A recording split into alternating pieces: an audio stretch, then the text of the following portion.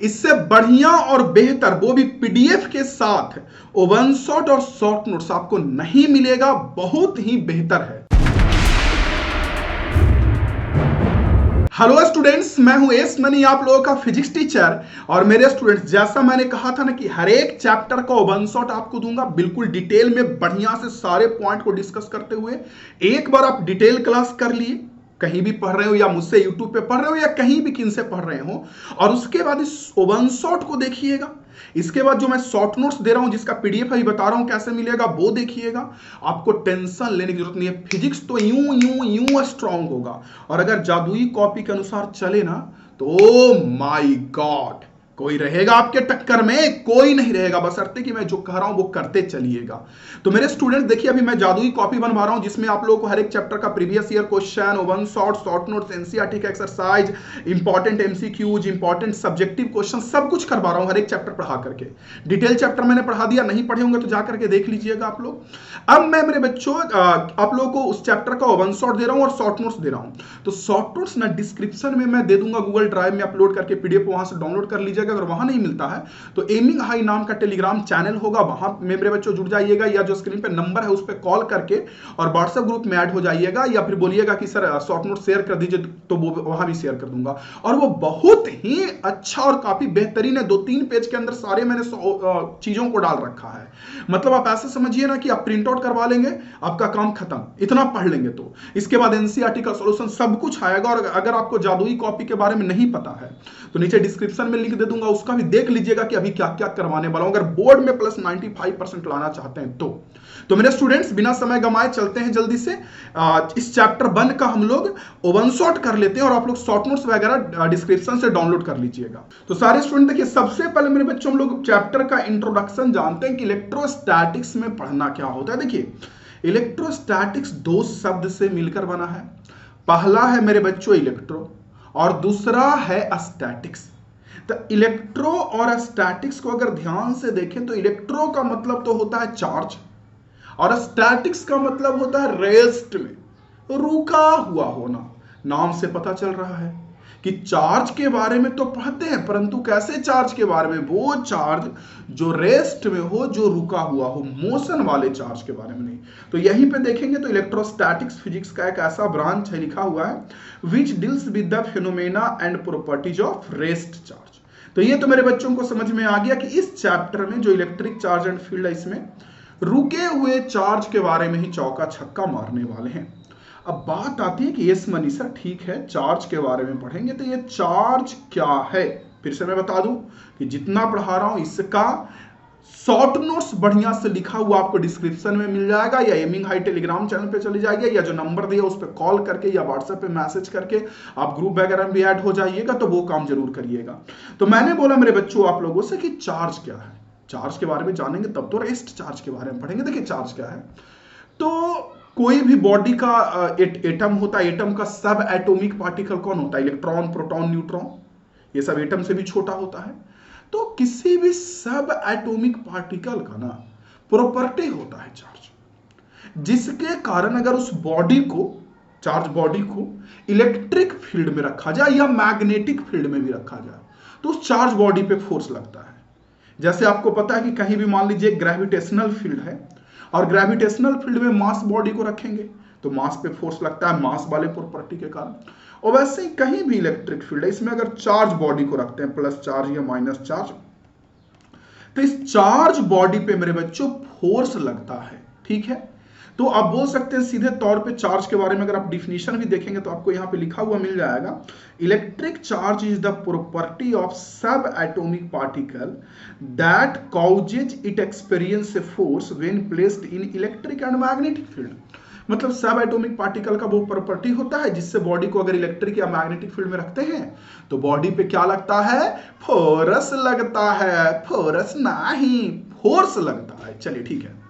अब देखिए चार्ज के बारे में एक बात और कहूं ना, तो चार्ज मेनली 2 तरह से होता है, पता होगा आपको।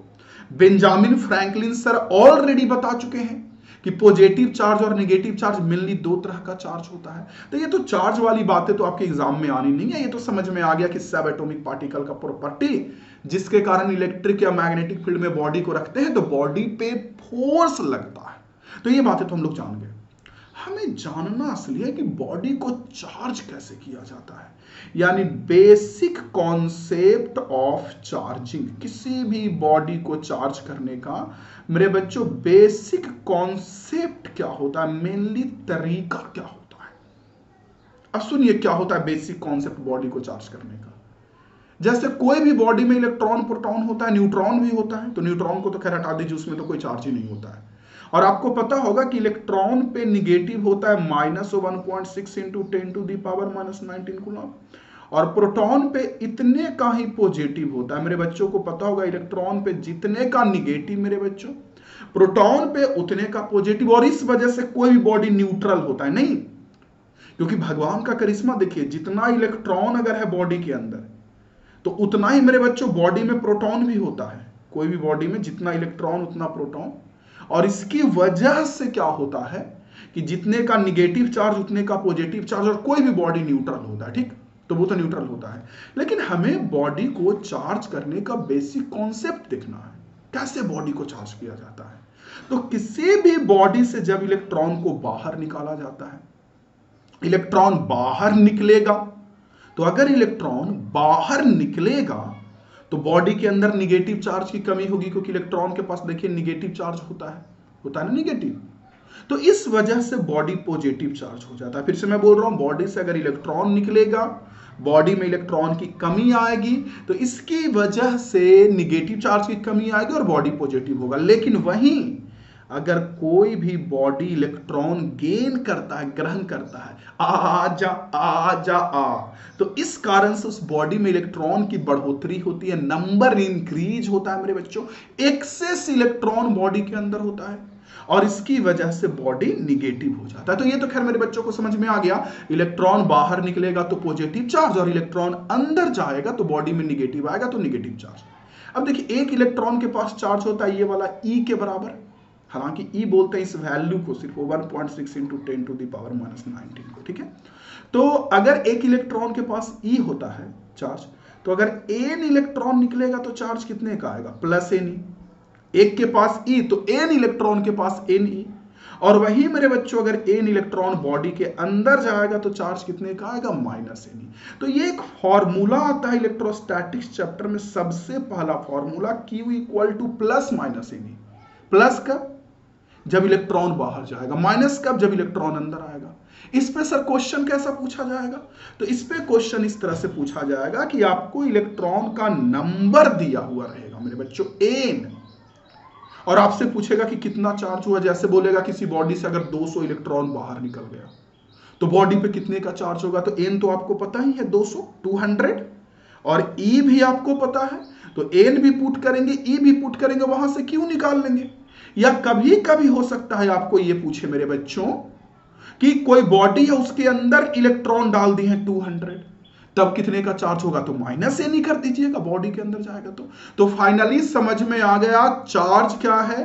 बॉडी का किसी भी एटम का सब एटॉमिक पार्टिकल होता है जिसकी वजह से किसी बॉडी पर इलेक्ट्रिक या मैग्नेटिक फील्ड में फोर्स लगता है, तो चार्ज समझ में आ गया। चार्ज करने का बेसिक कॉन्सेप्ट क्या है, तो अगर कोई भी बॉडी से इलेक्ट्रॉन बाहर निकलता है तो बॉडी पे चार्ज आता है +Ne का, और इलेक्ट्रॉन अंदर जाता है तो बॉडी पे चार्ज आता है -Ne का। सीधे शब्द में बोल सकते हैं कि transfer of electron he body के चार्ज करने का बेसिक कॉन्सेप्ट होता है। इलेक्ट्रॉन जाएगा तभी ना बॉडी चार्ज होगा, या आएगा तभी ना। सर प्रोटॉन, प्रोटॉन न्यूक्लियस के अंदर होता है, बिल्कुल बीच बीच में, उसके साथ छेड़खानी नहीं, ठीक है ना, वो बिल्कुल सेफ जोन में है, इसलिए इलेक्ट्रॉन ही अंदर या बाहर होता है। तो ये चीजें समझ में आ गई। क्वेश्चन कैसे पूछेगा, इलेक्ट्रॉन का नंबर देके चार्ज पूछेगा, कभी कभी ना आपको चार्ज देके इलेक्ट्रॉन पूछेगा, जैसे चार्ज की वैल्यू जो यहां Q है, Q दे दिया रहेगा, और पूछेगा इस चार्ज के लिए कितने इलेक्ट्रॉन या प्रोटॉन की जरूरत है, तो आप निकाल लीजिएगा n = Q/E करके। जैसे Q = Ne किए तो n = Q/E करिएगा ना आप, तो Q का वैल्यू पुट करिएगा, E आपको पता ही है, वहां से निकाल लीजिएगा। जैसे इस पे बहुत सिंपल एक क्वेश्चन देता हूं, दिखता भी है एग्जाम में या बुक में कि 1 कूलम्ब चार्ज अगर किसी बॉडी पे उत्पन्न करना चाहते हैं तो उसके लिए कितना इलेक्ट्रॉन या प्रोटॉन की जरूरत होगी, यानी n पूछा जा रहा है, इलेक्ट्रॉन का नंबर नहीं निकाल लेंगे क्या। Q इक्वल टू फॉर्मूला होता है Ne, तो n equal to Q by Q की वैल्यू 1 कूलम्ब, 1 कूलम्ब चार्ज देके इलेक्ट्रॉन या प्रोटॉन्स का नंबर पूछ रहा है, और E की value 1.6 into 10 to the power minus 19। Solve करेंगे तो 6.25 into 10 to the power 18। Clear, यानी याद रखिएगा कि 1 कूलम्ब के लिए इतने इलेक्ट्रॉन या प्रोटॉन की जरूरत होती है। तो चलता हूं, मैं आपको एक काम करता हूं, जितना पढ़ाया ना उसको मैं दिखा दिए देता हूं कि पढ़ाया क्या क्या। देखिए, पहला तो मैंने चार्ज का डिफिनेशन बता दिया, यही बता दिया कि बेंजामिन फ्रैंकलिन सर के अकॉर्डिंग चार्ज दो तरह का होता था, पॉजिटिव निगेटिव। अब देखिए, basic concept of charging of body में मैंने क्या कहा कि जब किसी बॉडी से इलेक्ट्रॉन बाहर निकलता है तो उसमें प्लस चार्ज आता है। जैसे देखिए फिगर में बॉडी से इलेक्ट्रॉन बाहर निकल रहा है n इलेक्ट्रॉन, तो चार्ज आया प्लस Ne का। अगर बॉडी में n इलेक्ट्रॉन अंदर जा रहा है तो चार्ज आया माइनस Ne का। ठीक है, लेकिन जानने वाली बात क्या है कि लोगों को लगता है कि बॉडी से इलेक्ट्रॉन निकला तो प्लस चार्ज आ गया, अंदर गया तो माइनस आ गया। लेकिन इलेक्ट्रॉन के निकलने से या बॉडी के चार्ज होने से, जो भी बोलिए, इलेक्ट्रॉन निकलेगा तो बॉडी चार्ज होगा, तो उससे बॉडी के मास पर कोई इफेक्ट नहीं पड़ता है, ये लोगों को लगता है, जबकि ऐसा नहीं है बबुआ। इलेक्ट्रॉन के पास मास होता है ना 9.1 into 10 to the power minus 31 kg। तो अगर बॉडी से इलेक्ट्रॉन बाहर या अंदर जा रहा है मेरे बच्चों, तो ऑब्वियस सी बात, उसका मास भी तो चेंज होगा ना। जैसे मान लीजिए एक इलेक्ट्रॉन के पास मास हुआ 9.1 into 10 to the power minus 31 kg, और 1000 इलेक्ट्रॉन निकला, 10,000 निकला, 1 करोड़, खरब, अरब, अद्दुम पद्दुम सब निकल गया तो उतना इलेक्ट्रॉन निकलेगा तो मास इफेक्ट पड़ेगा ना। इसीलिए मास स्लाइटली डिक्रीज हो जाता है जब इलेक्ट्रॉन बाहर निकलता है, या यूं बोले कि बॉडी पर पॉजिटिव चार्ज आता है, तो बॉडी का मास स्लाइटली डिक्रीज होता है। वहीं देखिए, अगर बॉडी इलेक्ट्रॉन गेन करता है n इलेक्ट्रॉन, तो चार्ज निगेटिव आएगा, और उस समय जब इलेक्ट्रॉन गेन करेगा तो इलेक्ट्रॉन के पास मास भी हल्का सा आएगा। इलेक्ट्रॉन के पास तो मास होता है, तो मास स्लाइटली इंक्रीज कर जाएगा निगेटिव चार्ज में।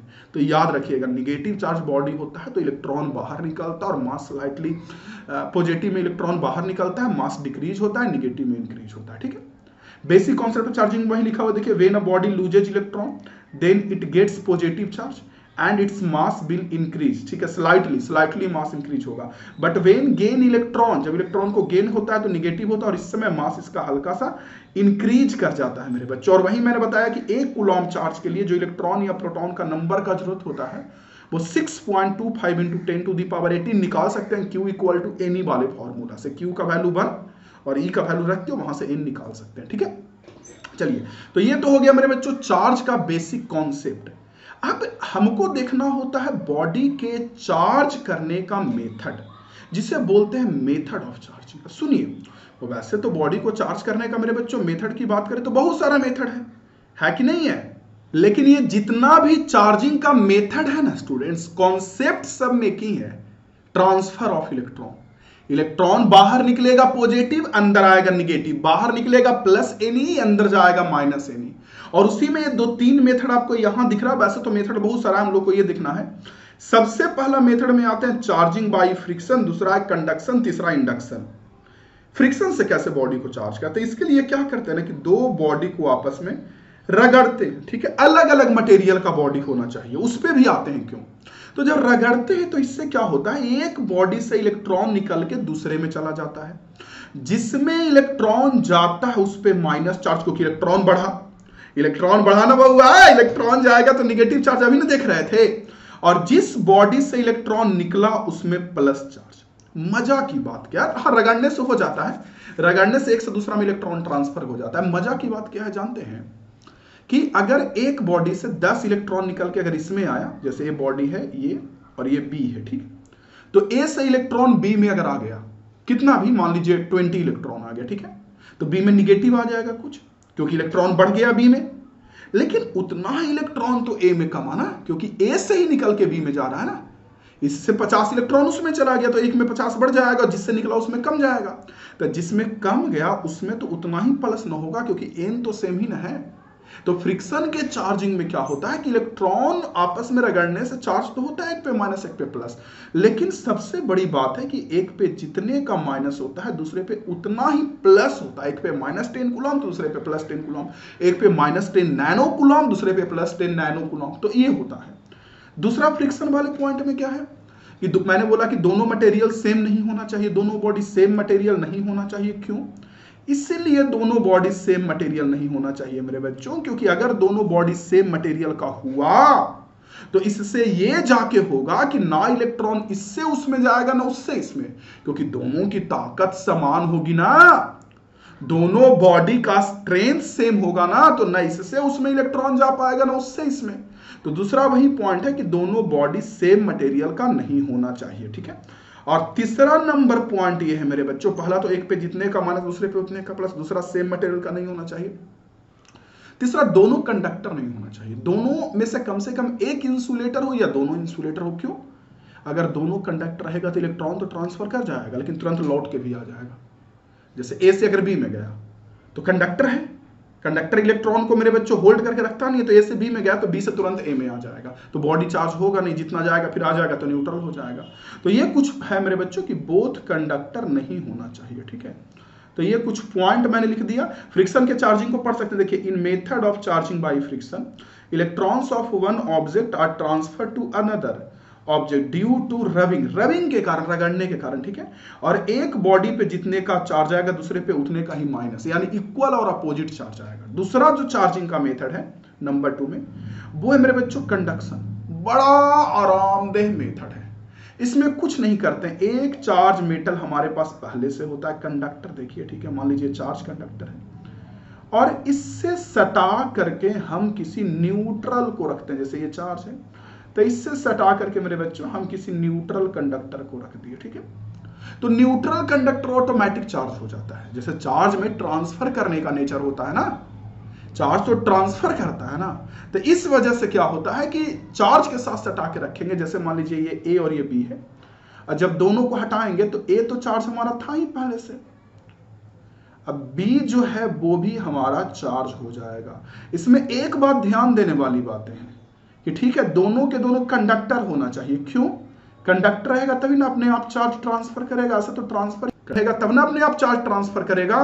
और एक बात और मेरे स्टूडेंट्स, कि जैसे मान लीजिए इस पे शुरू में 20 कूलम था, ठीक है, और ये न्यूट्रल है तो इसमें 0 कूलम, मतलब कोई चार्ज नहीं है। तो जब दोनों को टच करेंगे तो टोटल चार्ज तो सेम ही रहेगा ना, क्योंकि एक से दूसरा में ट्रांसफर किया है।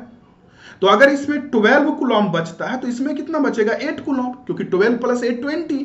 अब पहले भी 20 + 0 20, तो चार्ज तो सेम रहना है। कभी कभी बच्चों को लगता है कि सर इसमें 20 हो गया और इसमें चार्ज आ गया, तो भी ए में 20 बचेगा पहला वाला में। भैया चार्ज जन्म लिया भैया, ऐसे बोल के ना पढ़ाएंगे भैया बल्कि एक में 20 है, एक में 0 कूलम अगर चार्ज है मेरे बच्चों, तो ये होगा कि आधा आधा भी चार्ज हो सकता है, 10 कूलम भी हो सकता है 10 कूलम, नो डाउट। लेकिन इसका मतलब ये नहीं कि चार्ज अलग से एक्स्ट्रा उत्पन्न होगा। सर तो आपने 12 क्यों लिया? आपने एक में 12 और दूसरे में 8 क्यों लिया?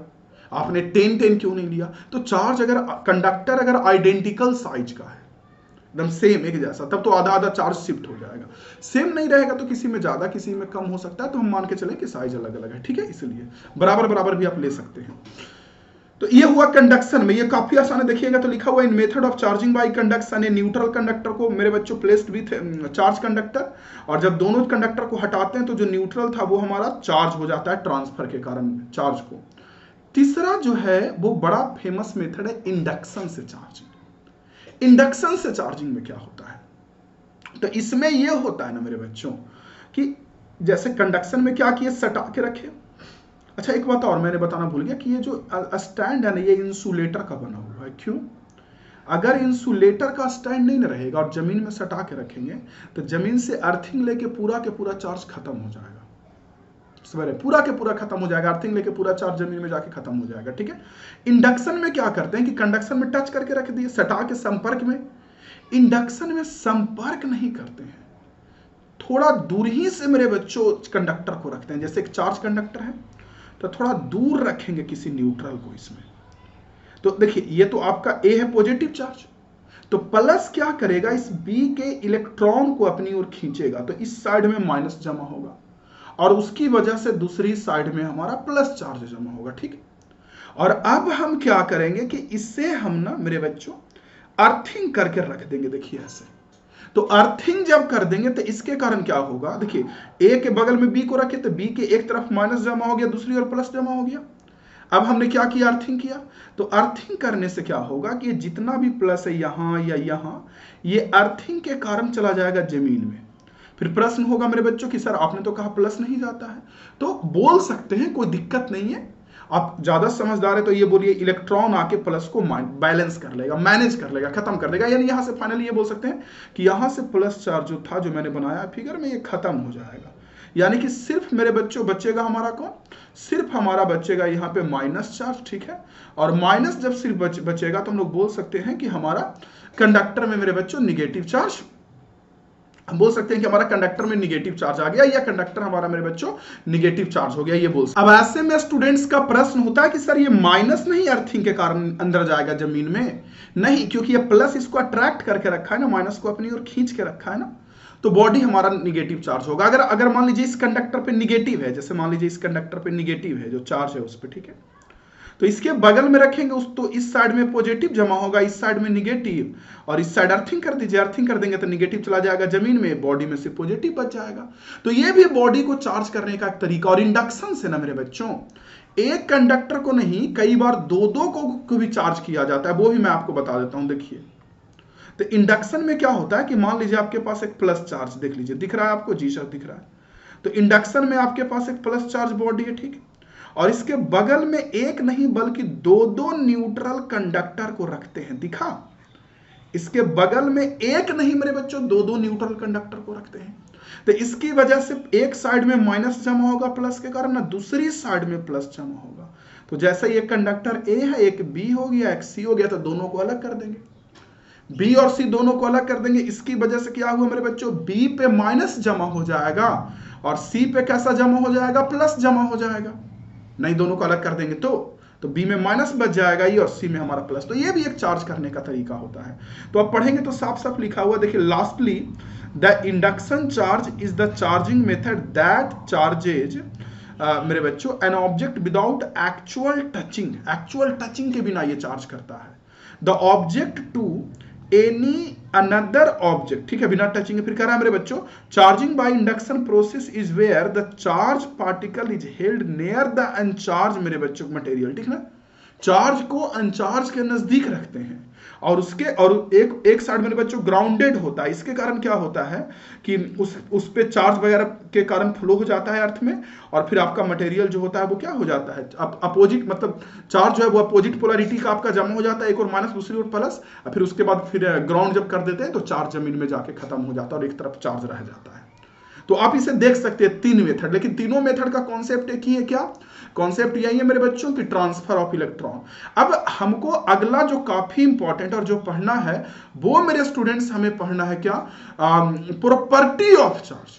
ये इंपॉर्टेंट और सच में काफी इंपॉर्टेंट है, प्रॉपर्टी ऑफ चार्ज, जिससे एग्जाम। वैसे तो मेरे स्टूडेंट डायरेक्टली क्वेश्चन बहुत कम ही आता है इस पे, लेकिन लास्ट में जो दो प्रॉपर्टी है ना, कंजर्वेशन और क्वांटाइजेशन, उससे क्वेश्चन दिखता है एग्जाम में। तो चलिए देखिए, यहां पे सबसे पहला प्रॉपर्टी तो दुनिया का हर एक स्टूडेंट जानते हैं कि सेम चार्ज रिपेल करता है, अपोजिट चार्ज अट्रैक्ट करता है। यानी अगर प्लस प्लस दो चार्ज है तो ये चार्ज इसको रिपेल करेगा और ये वाला मेरे बच्चों इसको इधर रिपेल करेगा। माइनस माइनस है तो भी एक दूसरे को रिपेल करेगा, लेकिन एक पे प्लस और एक पे माइनस है तो रिपेल ना करके मेरे बच्चों अट्रैक्ट करेगा। क्लियर ना? तो सेम चार्ज रिपेल करेगा लेकिन अपोजिट चार्ज एक दूसरे को अट्रैक्ट करेगा, पहला। दूसरा प्रॉपर्टी चार्ज ट्रांसफरेबल नेचर का होता है, यानी कि अगर कंडक्टर को न्यूट्रल के साथ रखते हैं ना तो चार्ज अपने आप ट्रांसफर कर जाता है। उसके लिए उसको कोई पकड़ के लेकर जाने की जरूरत नहीं है। जैसे हीट अपने आप ट्रांसफर करता है वैसे चार्ज भी ट्रांसफर कर जाता है। अगला, चार्ज न सिंपल एडिटिव रूल जो अलजेब्रा का होता है, जोड़ घटाव का नियम, 2 coulomb plus 4 coulomb, 8 coulomb plus 2 coulomb, -2 + 10, तो जो सिंपल आता है ना प्लस माइनस का, उस रूल को फॉलो करता है, जिसको बोलते हैं एडिटिव रूल को फॉलो करना। और अगला है, चार्ज मेरे बच्चों ऑलवेज एसोसिएटेड विथ मास, यानी चार्ज वही होता है जहां मास हो। कोई भी जैसे किसी भी बॉडी को आप चार्ज करेंगे तो उसके पास मास तो रहेगा, यानी मास जहां वहीं चार्ज रहेगा, लेकिन ये जरूरी नहीं कि जहां मास हो वहां चार्ज हो ही, क्योंकि अगर कोई भी बॉडी है तो उसमें मास तो रहेगा लेकिन वो तो न्यूट्रल भी हो सकता है। तो वही है, charge is always associated with mass but it is not necessary that mass is always associated with charge. Idea लग गया मेरे बच्चों को ये चीजें? चलिए, तो मेरे स्टूडेंट्स को समझ में आ गया, चार्ज हमेशा मास के साथ जुड़ा हुआ रहता है, लेकिन जरूरी नहीं कि मास हमेशा मेरे बच्चों चार्ज के साथ जुड़ा हुआ ही रहे। पांचवा नंबर प्रॉपर्टी पे आए तो पांचवा नंबर क्या कह रहा है, if A charge is at rest, important property है ये, काफी इंपॉर्टेंट, कि अगर कोई, सुन लीजिए पहले मैं बता देता हूं फिर पढ़ा दूंगा वहां से, कि अगर कोई चार्ज रेस्ट में, मीन्स अगर कोई चार्ज रुका हुआ हो, ठीक है, तो अगर कोई चार्ज रुका रहेगा तो इसके चारों ओर सिर्फ और सिर्फ मेरे बच्चों इलेक्ट्रिक फील्ड उत्पन्न होगा, ओनली इलेक्ट्रिक फील्ड इसके चारों ओर उत्पन्न होगा अगर कोई चार्ज रुका हुआ है तो, ठीक है, चल नहीं रहा है तो।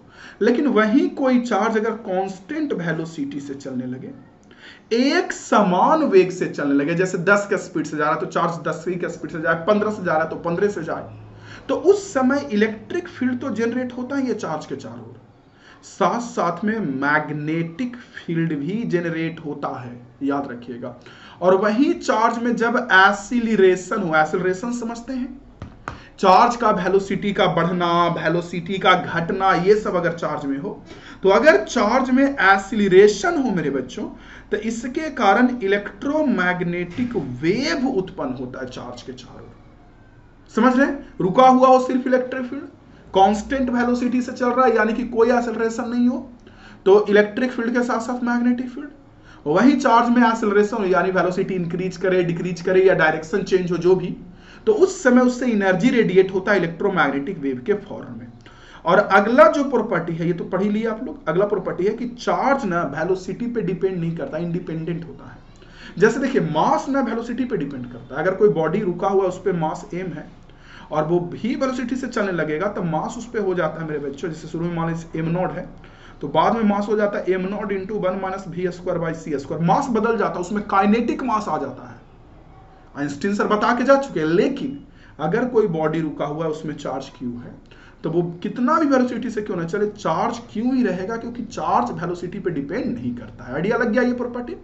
लास्ट में मेरे बच्चों दो प्रॉपर्टी और है जो काफी जरूरी है, एक कंजर्वेशन मेरे बच्चों, और एक बचता है हमारा क्वांटाइजेशन। तो ये दोनों के दोनों ना काफी इंपॉर्टेंट है, कंजर्वेशन भी और क्वांटाइजेशन भी। चलिए दोनों के दोनों को आपको हम समझाते हैं बढ़िया से। और ये कंजर्वेशन वाला जो प्रॉपर्टी है ना नेक्स्ट, वो बड़ा मतलब इजी है मेरे बच्चों। ये कहता है कि चार्ज को ना तो क्रिएट कर सकते हैं ना डिस्ट्रॉय कर सकते हैं, बस एक बॉडी से दूसरे बॉडी में ट्रांसफर कर सकते हैं बस। जैसे आप लोग को ये बात पता भी होगा कि चार्ज तो होता है इलेक्ट्रॉन, मुझसे तो डिस्ट्रॉय कर नहीं सकते, एक बॉडी से दूसरे बॉडी में ट्रांसफर कर सकते, बस यही है कंजर्वेशन ऑफ चार्ज। तो कई बार पूछता है कि what do you mean conservation of charge, तो बोल सकते हैं कि हम according to conservation of charge it neither be created nor be destroyed but it can be transfer from one body to other. तो इसको एक से दूसरा में बस क्या करके आ सकते हैं, ट्रांसफर कर सकते हैं बस, ठीक है। और एक जो बहुत इंपॉर्टेंट है, चार्ज इज क्वांटाइज्ड। इसको देख करके बहुत सारे लोग रहते हैं कि सर चार्ज क्वांटाइज है, क्या होता है क्वांटाइजेशन? देखिए क्वांटाइजेशन का मतलब क्या होता है कि अगर मान लीजिए कोई बॉडी है, ठीक है, तो इस पे जो चार्ज उत्पन्न होगा ना, एक फिक्स मात्रा का इंटीग्रल मल्टीपल होगा, इंटीजर में मल्टीपल, 1 गुना 2 गुना 3 गुना 4 गुना, ऐसे 2.3 या 5.2 या 9.8 गुना नहीं होगा। जैसे अभी आप लोगों ने देखा कि बॉडी से इलेक्ट्रॉन निकलेगा या बॉडी के अंदर इलेक्ट्रॉन जाएगा तो बॉडी चार्ज होता है। तो अगर मान लीजिए बॉडी से एक इलेक्ट्रॉन निकला तो चार्ज कितने का उत्पन्न होगा, 1 ही। 2 निकला तो 2 ही, 3 निकला तो 3, 4 निकला तो 4 ही। ई की वैल्यू पुट कर लेंगे, 1.6 इंटू 10⁻⁻19। क्या 2.5 ई यानी 2.5 ई चार्ज पॉसिबल है? ना जी ना। 3.8 ई यानी ई का फ्रैक्शन में चार्ज पॉसिबल है? नहीं ना। जब भी मेरे बच्चों ई का मल्टीपल रहेगा इंटीजर रहेगा, क्योंकि इलेक्ट्रॉन ट्रांसफर ही करता है इंटीजर नंबर में। इलेक्ट्रॉन 1 2 3 ऐसे ट्रांसफर हो रहा है।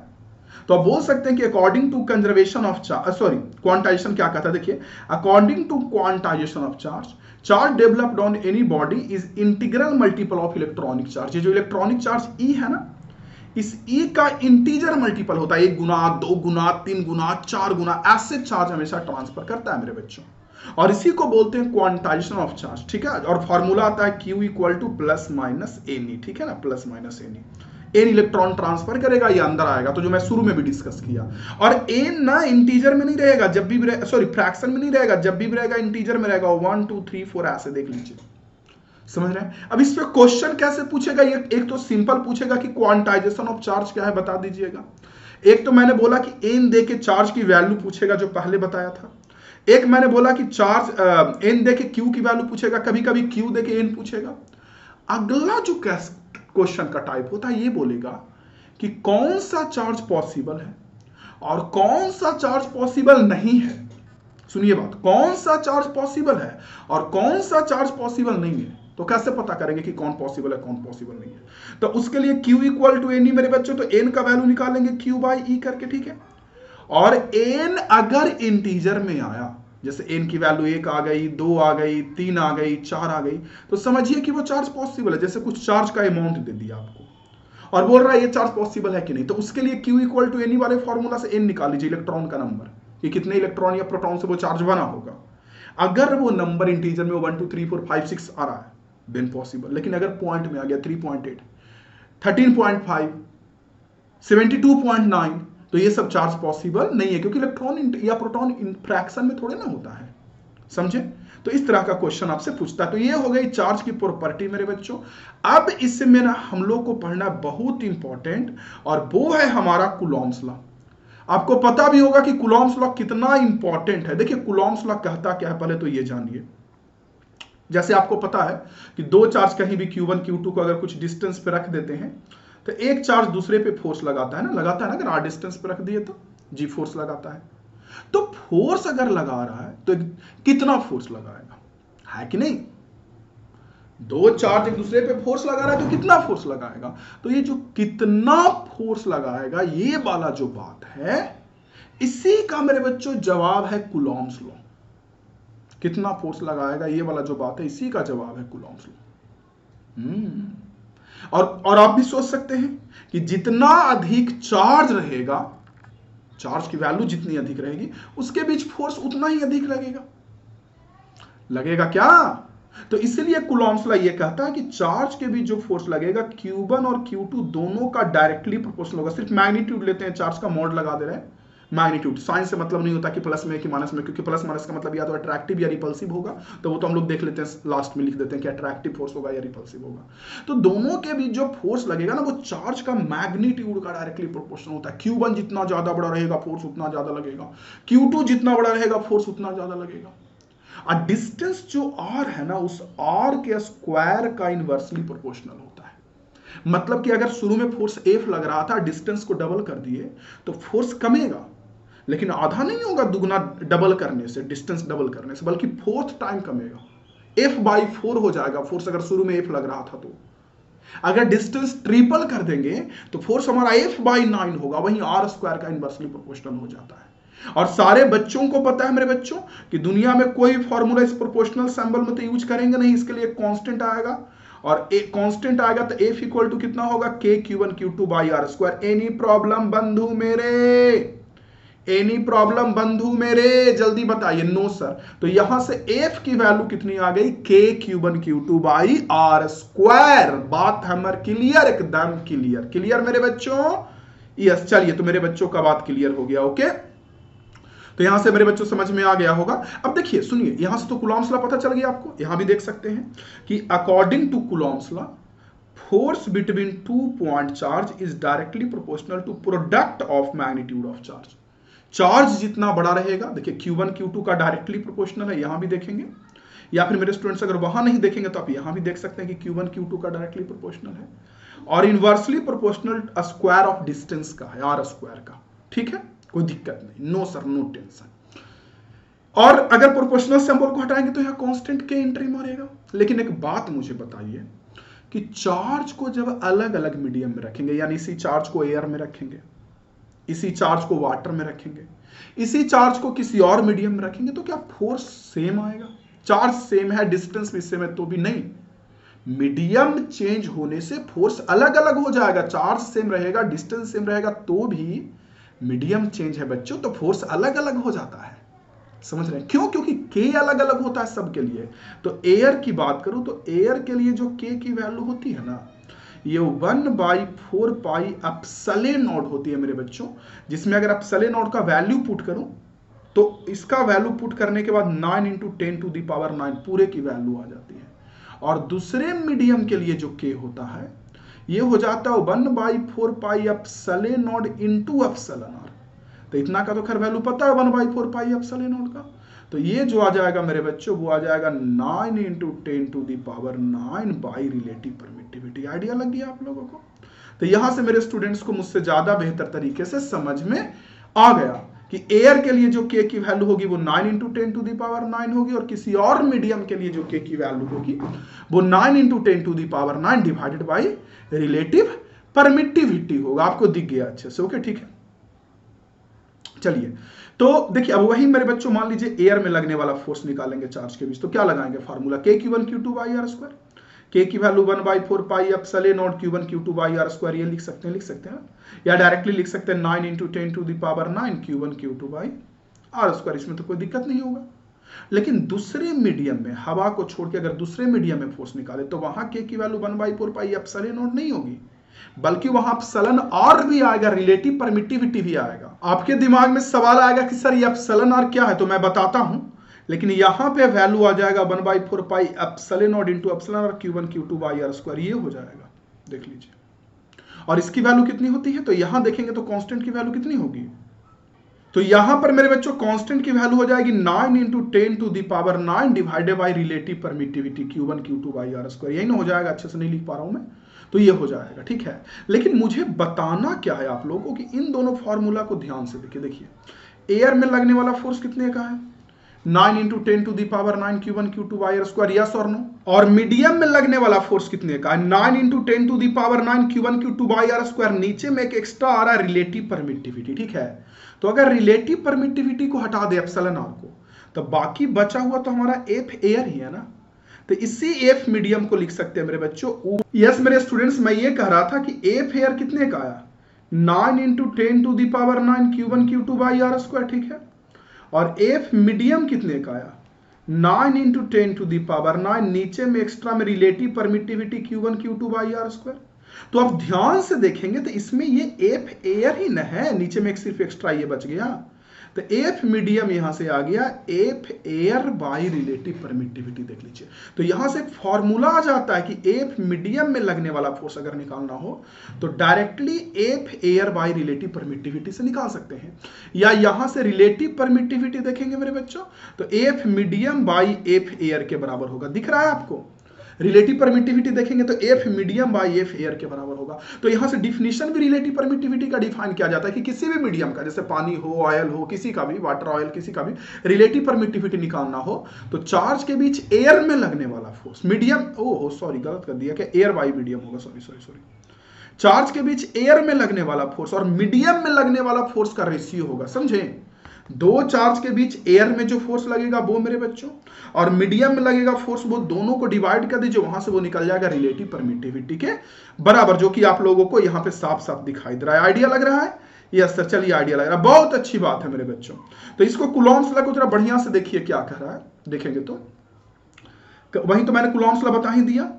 के की वैल्यू एयर के लिए होता है 9 × 10⁹, किसी दूसरे मीडियम के लिए होगा, और अलग अलग मीडियम का ये एप्सिलॉन आर ना रिलेटिव परमिटिविटी ये दिया रहेगा अलग अलग मीडियम का कि कितना है क्वेश्चन में। वो तो क्वेश्चन किए होंगे, डिटेल कोर्स किए होंगे तो पता होगा, ठीक है। और एब्सोल्यूट, इसको एप्सिलॉन नॉट को मैंने बोला एब्सोल्यूट परमिटिविटी बोलते हैं, मींस एयर की परमिटिविटी। कभी कभी बच्चों का प्रश्न होता है कि सर ये परमिटिविटी क्या होती है।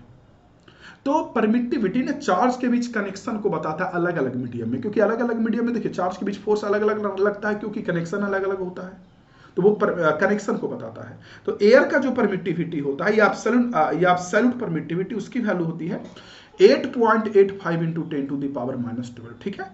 और रिलेटिव परमिटिविटी अभी मैंने बताया आप लोगों को कि F air by F medium होता है, ठीक है। तो वो यूनिट लेस होता है, उसका कोई यूनिट नहीं होता रिलेटिव परमिटिविटी का, क्योंकि ये एफ एयर होता है बाई एफ मीडियम। तो ऊपर में एयर, नीचे में मीडियम, तो इसका भी न्यूटन, इसका भी न्यूटन, कट जाएगा, कोई यूनिट नहीं होगा। तो ये यूनिट लेस क्वांटिटी हो जाता है मेरे बच्चों रिलेटिव परमिटिविटी, और अलग अलग मीडियम का अलग अलग होता है। तो इसलिए यहां पे देखिए रिलेटिव परमिटिविटी का डिफिनेशन भी लिखा हुआ है कि रेशियो ऑफ एयर में लगने वाला फोर्स और मीडियम में लगने वाला फोर्स का रेशियो। आप देखेंगे तो दिखेगा यहाँ पे एयर में लगने वाला फोर्स और मीडियम में लगने वाला फोर्स का रेशियो होता है रिलेटिव परमिटिविटी। ठीक है, और सबसे लास्ट में कूलॉम्स लॉ में एक और टॉपिक होता है सुपरपोजिशन ऑफ इलेक्ट्रिक फोर्स। पढ़े हैं मेरे बच्चों? देखिए सुपरपोजिशन कब यूज होता है, जैसे दो चार्ज कहीं रखा हुआ और उसके बीच फोर्स निकालना हो, तब तो आप कूलॉम्स लॉ अप्लाई कर देंगे, यस और नो। क्या लिखेंगे बताइए? तो फोर्स इक्वल टू अप्लाई कर देंगे मेरे बच्चों के Q1 Q2 by R square. दो चार्ज कहीं भी रखा हुआ हो और उसके बीच फोर्स निकालना हो तो कूलॉम्स लॉ से फोर्स निकाल लेंगे के Q1 Q2 by R square. लेकिन अगर दो से अधिक चार्ज हो तो दो से अधिक चार्ज को फोर्स निकालने के लिए मेरे बच्चों superposition of electric force apply होता है। ठीक है, इसमें जैसे मान लीजिए यहां पे कोई चार्ज है Q0 है, यहां पे कोई चार्ज है Q1, यहां पे कोई चार्ज है मेरे बच्चों Q2 और यहां पे कोई चार्ज कितना है Q3। ठीक है, और Q0 पे हमें कुल फोर्स निकालना है। Q0 पे सबके कारण कितना टोटल फोर्स लगेगा वो निकालना है। सुपरपोजिशन समझा रहा हूं आप लोगों को। तो Q0 पे जो फोर्स निकालना है, तो Q0 पे कौन कौन चार्ज फोर्स लगाएगा? क्या सिर्फ Q1 लगाएगा? नहीं। Q2 लगाएगा? सिर्फ नहीं। Q3 नहीं। या Qn लगाएगा? नहीं। सारा चार्ज फोर्स लगाएगा। Q1 भी रिपेल करेगा। अगर थ्योरी पढ़ रहे हैं तो मान के चलते कि सब प्लस प्लस है, तो Q1 भी रिपेल करेगा इधर F1 फोर्स से, Q2 भी रिपेल करेगा F2 फोर्स से, Qn भी रिपेल करेगा इधर Fn फोर्स से। तो इस जो Q0 पे जो नेट फोर्स होगा वो कितना होगा? हाँ आप ही बताइए नेट फोर्स कितना होगा? तो नेट फोर्स जो होगा ये तो सबका वेक्टर सम हो जाएगा F1 F2 F3 Fn का। तो यही कहता है सुपरपोजिशन की अगर मान लीजिए आपके पास बहुत सारा चार्ज हो और किसी एक चार्ज पे नेट फोर्स निकालना हो, तो जो अलग अलग चार्ज है वो जो फोर्स लगाएगा, अलग अलग चार्ज जैसे Q1 लगाएगा, Q2 लगाएगा, Qn लगाएगा, तो ये सारा जो चार्ज फोर्स लगाएगा उस सारे फोर्स का वेक्टर सम कर देंगे तो नेट फोर्स निकल जाएगा। देखिए लिखा हुआ है according to superposition of electric force net force on any charge due to system of charge is the vector sum of forces by all individual charge. और वही नेट फोर्स जो होगा F1 vector plus F2 vector plus Fn vector. मतलब कि numerical करेंगे तो idea लगेगा, but superposition वाले थ्योरी को याद रखिएगा कि किसी भी चार्ज पे नेट फोर्स निकालना हो तो जो अलग अलग चार्ज फोर्स लगाएगा ना उन सब का वेक्टर सम कर देंगे तो हमारा नेट फोर्स निकल जाएगा। आइडिया लग गया? यस आइडिया लग गया। चलिए मेरे बच्चों चलते हैं इसके बाद आगे, अगले पे चलते हैं। फिर इसके बाद क्या है, हमारा कुछ छोटा छोटा ना एक्स्ट्रा पॉइंट पढ़ना है और आगे जाके इलेक्ट्रिक फील्ड का भी सुपरपोजिशन पढ़ना, उसमें भी यही है। अभी तो फोर्स का था कि किसी पर भी नेट फोर्स निकालना हो तो जितना भी चार्ज है वो जो फोर्स लगाएगा सबका फोर्स अलग अलग निकाल देंगे कूलॉम्स लॉ से और उसको फिर वेक्टर के जैसा जोड़ देंगे। अब मेरे बच्चों क्या है, यूनिट ऑफ चार्ज छोटा सा टॉपिक है जो एक्स्ट्रा टर्म मैंने आप लोगों को पढ़ाया था। यूनिट ऑफ चार्ज में क्या होता है कि सबको पता है कि SI यूनिट तो मेरे बच्चों कूलॉम्ब होता है, चार्ज का होता है ना, लेकिन इसके अलावा CGS यूनिट भी कुछ होता है जिसको इलेक्ट्रोस्टैटिक यूनिट या स्टेट कूलॉम्ब भी बोलते हैं मेरे बच्चों। और एक और यूनिट होता है इलेक्ट्रोमैग्नेटिक यूनिट जिसको EMU भी बोलते हैं। तो इन दोनों में ना हो सकता है कभी कभी MCQ दिख जाए, वैसे तो कम चांसेस है लेकिन दिखता है। तो होता क्या है कि बच्चे गलती कहां करते हैं कि 1 कूलॉम्ब ना 3 × 10⁻⁹ स्टैट कूलॉम्ब के बराबर होता है 1 कूलॉम्ब की वैल्यू। तो 1 कूलॉम्ब की वैल्यू अगर 3 × 10⁻⁹ स्टैट कूलॉम्ब होता है, यहां तक तो सही है, बच्चे रट लेते हैं, यहां भी देखेंगे तो रट लेंगे बच्चे। लेकिन अगर एग्जाम में 1 स्टैट कूलॉम्ब की वैल्यू पूछ दे किसके बराबर, तो बच्चा बोल देते हैं वही सेम 3 × 10⁻⁹ बोलते हैं कि हम तो एग्जाम में सही लिख के आए हैं, करके आए हैं। अरे भैया 1 कूलॉम्ब 3 × 10⁻⁹ स्टैट कूलॉम्ब है भैया, तो 1 स्टैट कूलॉम्ब इधर डिवाइड में ना भेजेंगे इसको इधर भैया, तो डिवाइड में भेजेंगे तो कितने का होगा, 1/3 × 10⁹ हो जाएगा ना, यानी 1/3 कितने का 0.33 या 10⁹ ऊपर जाके 10⁻⁻9 इतना कूलॉम्ब हो जाएगा।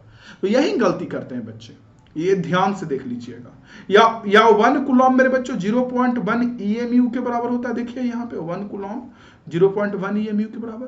तो अगर 1 EMU में पूछ दे तो 1/0.1 करेंगे तो यानी कितने का 10 कूलॉम्ब हो जाएगा ना, 1 EMU 10 कूलॉम्ब के बराबर हो जाएगा। तो ये ध्यान रखिएगा, वैसे ये बॉक्स याद रखिएगा और ध्यान रखिएगा कि किसमें कितना कौन पूछा जा रहा है। अगला कूलॉम्स लॉ का लिमिटेशन, जो कूलॉम्स लॉ भी हम पढ़े वो ऐसा नहीं है कि आंख बंद करके हमेशा के हमेशा उसको लगा ही दे। कूलॉम्स लॉ का भी कुछ लिमिटेशन होता है मेरे बच्चों। हमेशा नहीं लगा सकते, उसको देखना पड़ता है। जैसे पहला तो लिमिटेशन ये होता है कि कूलॉम्स लॉ मेरे बच्चों पॉइंट चार्ज के लिए अप्लाई होता है। पढ़े ना कि फोर्स होगा चार्ज के प्रोडक्ट का डायरेक्टली प्रोपोर्शनल, डिस्टेंस का स्क्वायर का इनवर्सली प्रोपोर्शनल कूलॉम्स लॉ में, तो वो तभी अप्लाई होता है जब चार्ज हमारा पॉइंट चार्ज हो। मीन्स कहने का मतलब ऐसा नहीं कि एक चार्ज इतना बड़ा है हाथी और दूसरा चार्ज है घोड़ा और उसके बीच मेरे बच्चों फोर्स निकालना हो तो कूलॉम्स लॉ अप्लाई करेंगे, नहीं, वो पॉइंट चार्ज के लिए अप्लाई होगा, ठीक है। दूसरा, डिस्टेंस जो चार्ज के बीच होता है ना कूलॉम्स लॉ में, आर से दिखाते हैं डिस्टेंस को, वो काफी छोटा नहीं होना चाहिए, not should be very very small. जो न्यूक्लियर डिस्टेंस होता है 10⁻⁻15 मीटर, उससे तो कम से कम बड़ा चाहिए। और अगला मेरे बच्चों की कूलॉम्स लॉ ना रेस्ट चार्ज के लिए अप्लाई होता है, रुके हुए चार्ज के लिए। कोई चार्ज मोशन में होता है तो वहां कुछ कंडीशंस अलग है, उस पर मैं नहीं जाऊंगा, लेकिन आप डायरेक्टली जान लो कि रेस्ट चार्ज के लिए अप्लाई होता है, ठीक है। और अगला जो कोलंबियन फोर्स है, जिसको हम कूलॉम्स लॉ से फोर्स निकालते हैं KQ1Q2/R² करके, उसका प्रॉपर्टी क्या क्या होता है, ये भी छोटा पॉइंट है। तो पहला तो ये इलेक्ट्रिक फोर्स है, चार्ज के बीच लगने वाला फोर्स है तो इलेक्ट्रिक फोर्स है। दूसरा सेंट्रल फोर्स है। सेंट्रल फोर्स का मतलब क्या कि अगर कोई चार्ज यहां पे है, कोई चार्ज यहां पे है, तो इसको जो ज्वाइन करने वाला सेंटर है ना, सेंटर ज्वाइन करने वाला सेंटर, तो ये ज्वाइन करने वाला सेंटर के एलोंग ही लगता है मेरे बच्चों। ये चार्ज का जो ज्वाइन करने वाला सेंटर अट्रैक्टिव लगे या फिर मेरे बच्चों रिपल्सिव लगे, चार्ज को जो ज्वाइन करने वाला सेंटर है उसी के एलोंग ये फोर्स लगता है। अगला मेरे बच्चों ये कंजर्वेटिव फोर्स होता है। अगला प्रॉपर्टी कंजर्वेटिव का मतलब कि इसके कारण जो वर्क डन होगा वो पाथ फॉलो पर डिपेंड नहीं करेगा, किस रास्ता से चार्ज को लेकर गया इस पर डिपेंड नहीं करेगा, वो इस पे डिपेंड करेगा कि इनिशियल पोजीशन क्या था, फाइनल पोजीशन क्या था, ठीक है। और अगला मेरे बच्चों क्या बोला, it is attractive as well as repulsive, ठीक है। ये अट्रैक्टिव नेचर का भी होता है, साथ साथ में रिपल्सिव नेचर का भी होता है। जैसे ग्रेविटेशनल फोर्स सिर्फ अट्रैक्टिव नेचर का होता है बहुआ, लेकिन ये अट्रैक्टिव रिपल्सिव दोनों का होता है। और उसके बाद एक और एक्स्ट्रा टर्म में टॉपिक है Coulomb's law in vector form, ठीक है। वेक्टर फॉर्म में कूलॉम्स लॉ क्या है समझिए, देखिए स्केलर फॉर्म में तो सब जानते हैं KQ1Q2/R² फोर्स का, लेकिन उसको डायरेक्शन दिखाने के लिए अगर हमको F21 निकालना हो तो आप देखेंगे तो पता चलेगा कि R12 यूनिट वेक्टर हम लोग लगाते हैं मेरे बच्चों। यूनिट वेक्टर से डायरेक्शन पता चलता है। मुझे बताना क्या है कि अगर आप ये यूनिट वेक्टर लगाते हैं कैप वाला R12 कैप, तब तो नीचे में R² है, कोई दिक्कत नहीं। लेकिन अगर आप R12 वेक्टर लगाते हैं, यहां पे देख लीजिए, तो R12 अगर वेक्टर लगाएंगे तो यहां पे क्या होगा, हाँ मैं ये कह रहा था स्टूडेंट्स कि यहां R12 कैप लगाएंगे तब तो R² होगा, लेकिन R12 वेक्टर लगाएंगे तो नीचे में R³ होगा। ये बच्चे गलती करते हैं बस, बाकी तो कोई दिक्कत नहीं है।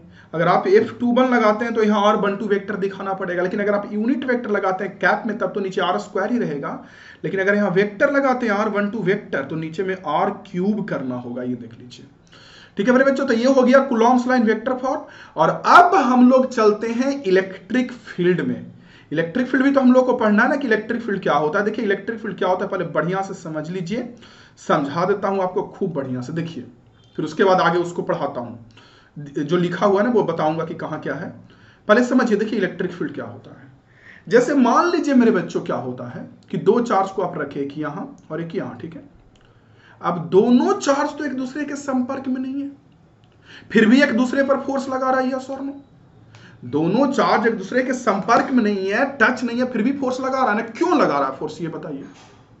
इसलिए दोनों चार्ज एक दूसरे पे फोर्स लगा रहा है मेरे बच्चों, इसलिए दोनों चार्ज एक दूसरे पे फोर्स लगा रहा है क्योंकि हर एक चार्ज के चारों ओर एक फील्ड उत्पन्न होता है जो दिखता नहीं है। मैंने बोला हर एक चार्ज के चारों ओर एक फील्ड उत्पन्न होता है जो दिखता नहीं है, और वो जो फील्ड उत्पन्न हो रहा है जो दिखाई नहीं दे रहा है मेरे बच्चों, उसी फील्ड के उसी के कारण, एक चार्ज के कारण मेरे बच्चों दूसरे पर हमारा फोर्स लगता है। देख लीजिए, एक चार्ज है उसके कारण फील्ड उत्पन्न हुआ, दूसरा चार्ज उसके कारण फील्ड उत्पन्न हुआ, तो एक फील्ड के कारण दूसरे पे, दूसरे के कारण पहले पे फोर्स लगता है, तो उसी को बोलते हैं इलेक्ट्रिक फील्ड।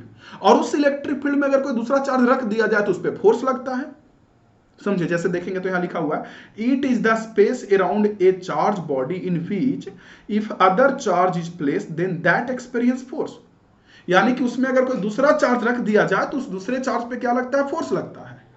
लेकिन अब एक बात आती है फील्ड के मजबूती की, electric field intensity, electric field strength, strength of electric field, intensity of electric field क्या होता है ये। देखिए क्या होता है कि जैसे कोई चार्ज है, ठीक, तो उस चार्ज से आप दूर जाएंगे, धीरे धीरे करके चार्ज से दूर जा रहे हैं, दूर जा रहे हैं, दूर जा रहे हैं, तो उसका फील्ड की मजबूती उतनी ही रहेगी कि आगे दूर जाने पे कमते जाएगी। आप ही बताइए, कोई चार्ज है, उससे दूर जा रहे हैं, दूर जा रहे हैं, दूर जा रहे हैं, दूर जा रहे हैं, तो उसका इलेक्ट्रिक फील्ड उतने उत्पन्न होगा कि कमते जाएगा। ऑब्वियस सी बात, कोई भी इंसान सोचेगा कि फील्ड की मजबूती कमते जाएगी। तो फील्ड के मजबूती को पता कैसे किया जाए?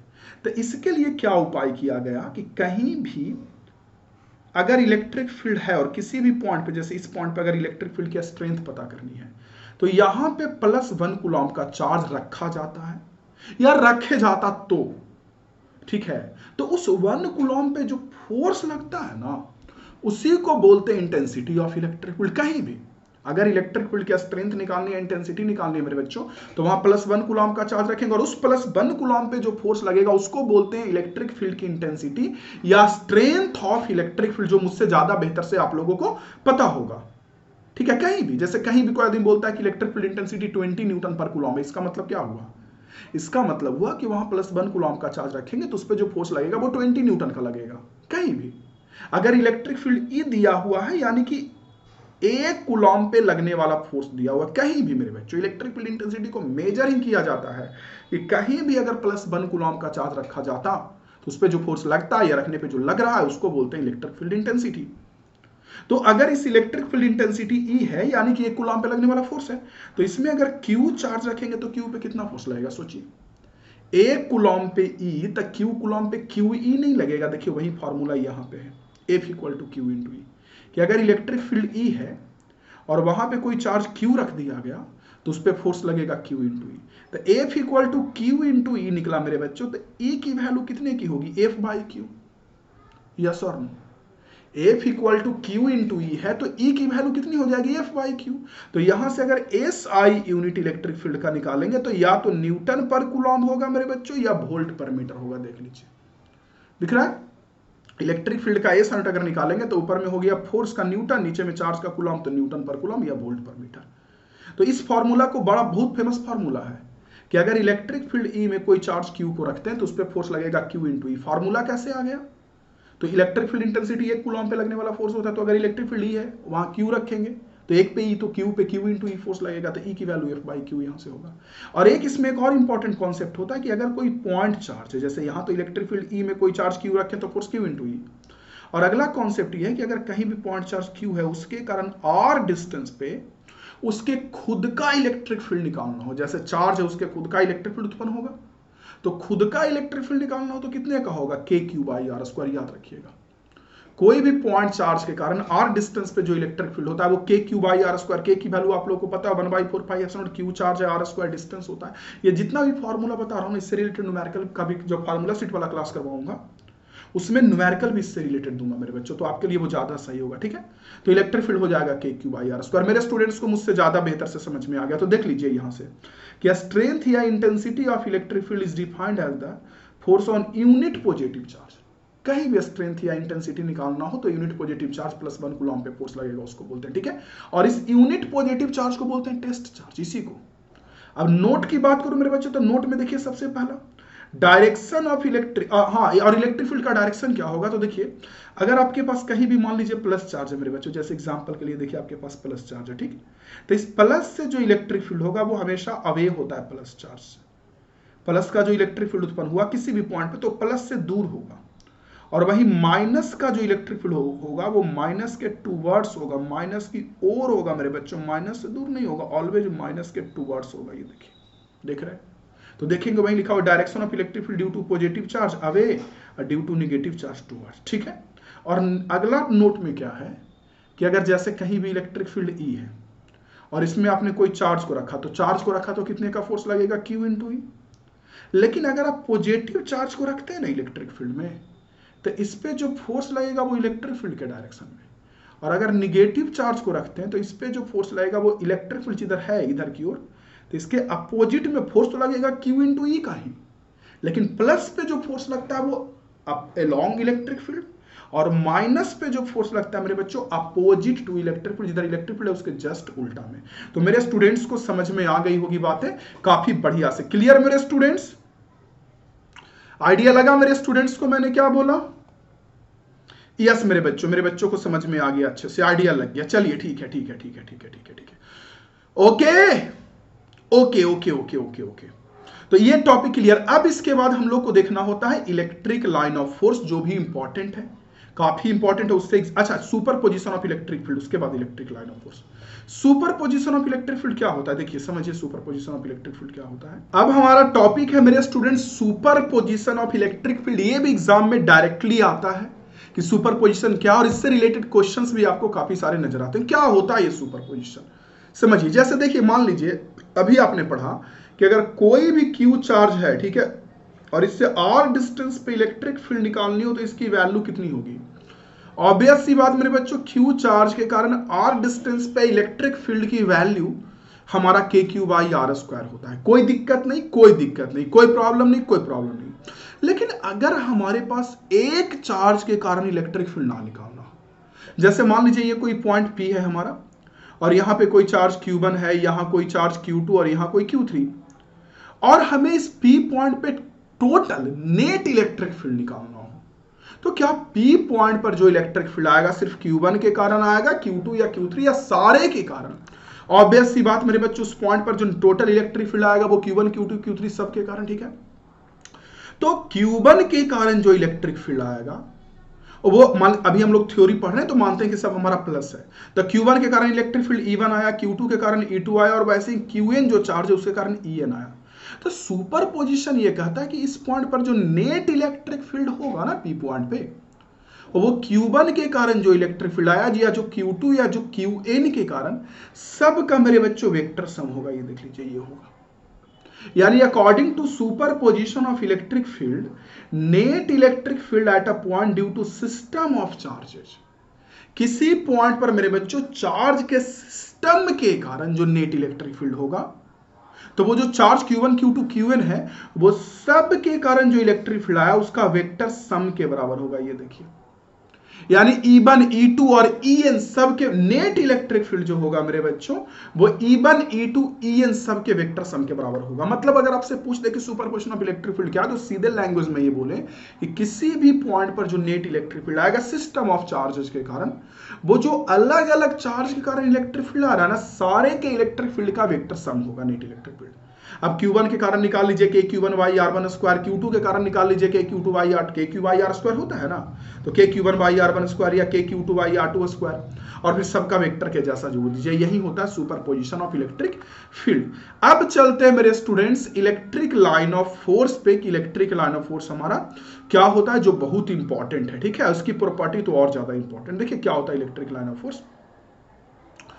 तो अभी आपने क्या पढ़ा मुझसे कि प्लस चार्ज होगा तो इसके कारण इलेक्ट्रिक फील्ड का डायरेक्शन प्लस चार्ज से अवे होगा, ठीक है। और माइनस चार्ज होगा तो माइनस के टूवर्ड्स होगा। तो ये हर बार जो हम लोग बोलते हैं इलेक्ट्रिक फील्ड अवे और टूवर्ड्स, तो क्या करते हैं ना कि इसे एक लाइन से मिला देते हैं मेरे बच्चों। इलेक्ट्रिक फील्ड का जो डायरेक्शन यहाँ पे इधर, यहाँ पे इधर, यहाँ पे इधर, यहाँ पे इधर, यहाँ पे इधर है, तो जिधर जिधर इलेक्ट्रिक फील्ड जाता है ना उसको एक लाइन से मिला देते हैं, और उसी को बोलते हैं इलेक्ट्रिक लाइन ऑफ फोर्स। जैसे यहाँ पे मान लीजिए इलेक्ट्रिक फील्ड इधर, यहाँ पे इधर, यहाँ पे इधर, यहाँ पे इधर, यहाँ पे इधर, यहाँ पे इधर, तो हम क्या करेंगे, इसे एक लाइन से मिला देंगे और इसी को बोलते हैं इलेक्ट्रिक लाइन ऑफ फोर्स। तो मेरे बच्चों को आइडिया लग गया होगा। यानी इलेक्ट्रिक लाइन ऑफ फोर्स ना इलेक्ट्रिक फील्ड के डायरेक्शन को दिखाता है। जैसे देखेंगे तो electric line of force is the geometrical representation to show the direction of electric vector in space, ठीक है। कहीं भी इलेक्ट्रिक फील्ड वेक्टर दिखाना हो तो सब के कारण इलेक्ट्रिक फील्ड निकाल लेंगे, उसका वेक्टर सम कर देंगे, ठीक है। और बात करें मेरे बच्चों, इसमें जो इंपॉर्टेंट है वो अलग अलग चार्ज के कारण इलेक्ट्रिक फील्ड का डायरेक्शन या शेप कैसा होता है इलेक्ट्रिक लाइन ऑफ फोर्स का। तो जैसे अगर प्लस चार्ज है तो प्लस चार्ज के कारण जो इलेक्ट्रिक लाइन ऑफ फोर्स होगा प्लस से निकलेगा मेरे बच्चों, और ये इन्फिनिटी तक जाएगा, समझे। अगर सिर्फ प्लस चार्ज है मेरे बच्चों तो प्लस, सिर्फ प्लस के कारण जो इलेक्ट्रिक फील्ड होगा वो प्लस से निकलेगा, इन्फिनिटी तक जाएगा, ठीक है। सिर्फ माइनस चार्ज अगर है तो इन्फिनिटी से क्या होगा मेरे बच्चों, वो माइनस में आएगा। देखिए सिर्फ माइनस है तो, और प्लस माइनस है तो प्लस से निकलेगा और माइनस में जाएगा। ये देखिए प्लस निकलेगा तो माइनस में जाएगा, ऐसा शेप होता है, याद रखना पड़ेगा। प्लस है तो प्लस से निकल के इन्फिनिटी जाएगा, माइनस है तो इन्फिनिटी में माइनस से आएगा, और प्लस माइनस तो प्लस से निकल के माइनस में जाएगा। और अगर वही दोनों चार्ज अगर प्लस प्लस में है तो इस प्लस से भी निकलेगा, इस प्लस से भी निकलेगा, इस प्लस से भी निकलेगा, इस प्लस से भी निकलेगा मेरे बच्चों, और एक दूसरे को ना रिपेल करेगा, क्योंकि इलेक्ट्रिक लाइन ऑफ फोर्स कभी कट नहीं करता है। क्यों नहीं कट करता है उस पर आता हूं। तो एक दूसरे को रिपेल करेगा, माइनस माइनस है तो भी वैसा ही होगा, बस आएगा, रिपेल करेगा तो आएगा माइनस में, जैसे प्लस से निकला तो माइनस में आएगा। और ये तीनों ना थोड़ा सा हटके है। क्या है कि जैसे देखिए, अगर मान लीजिए दोनों चार्ज का मैग्नीट्यूड सेम है, यहाँ पे प्लस का और माइनस का, तब तो जितना लाइन निकला उतना इंटर गया, जितना प्लस से निकला उतना माइनस में गया।